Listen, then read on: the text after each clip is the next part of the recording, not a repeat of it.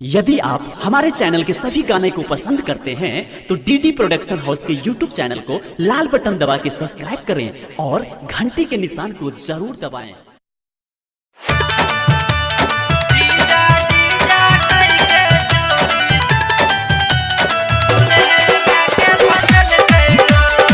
presented by DD Production House, Sakri। जलै छौरी जमाला देखा सेटिंग अपन लगल कैरो हेर सेटिंग अपन लगल कैरो हेर सेटिंग अपन लगल कैरो जीजा जीजा कह के छौरी दुल्हे धके फसल कैरो जीजा जीजा कह के छौरी दुल्हे धके फसल कैरो जीजा जीजा कह के छौरी दुल्हे धके फसल Cairo DJ Sumit Satish, DJ Sumit Satish, Rayma, presented by DD Production House,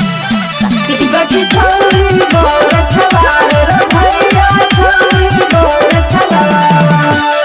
फेर गेलै शंकर मांगा सेटिंग अपन लगल कैरो हेर सेटिंग अपन लगल कैरो हेर सेटिंग अपन लगल कैरो डीजे पर कूदत कूदत छौरी डीजे वाला के फसल कैरो डीजे पर कूदत कूदत छौरी डीजे वाला के फसल कैरो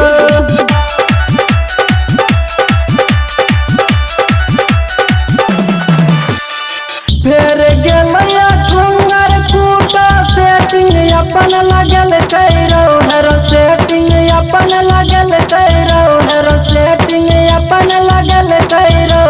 आ दुल्हा भैके आई लव यू के ओकरे देखी फसल कैरो दुल्हा भैके आई लव यू के ओकरे देखी फसल कैरो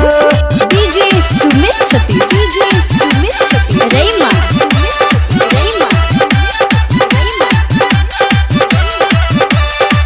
देखी हमर ससुर चलाक रे भैया हमर ससुर चलाक जीतन दिल खुश से हो गेलै अमोल गेलै रे भैया बाराती गेलै रे भैया बाराती गेलै रे भैया अशोक निराला के देखही ओकरे फसल कैरो भैया अशोक निराला के देखही ओकरे फसल कैरो भैया recording by DD production house Sakri 97 084 45 722।